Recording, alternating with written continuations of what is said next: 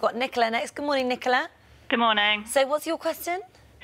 When my son and I returned from Dubai last Whitsun, the flight was overbooked, so we had to fly to Glasgow instead of Birmingham.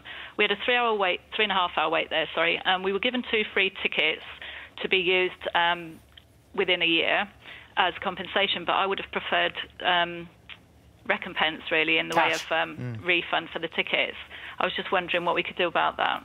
OK, so you're talking about EU Regulation 261/2004, which says if your flight is delayed over 3 hours and it's an EU-regulated flight, then you're entitled to a fixed amount of compensation depending on the length of the journey, assuming it was the airline's fault. One big question. An EU flight is defined as any flight leaving a European Union country, including the UK, obviously, going anywhere in the world, or a flight coming into a European Union country from outside the European Union, provided it's an EU airline. What was the airline?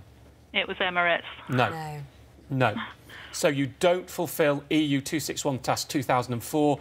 I don't know. It's from Dubai. I don't know what the UAE rules are on this. Generally, most other countries don't have a similar system. I think if you got 2 free tickets, you did rather well.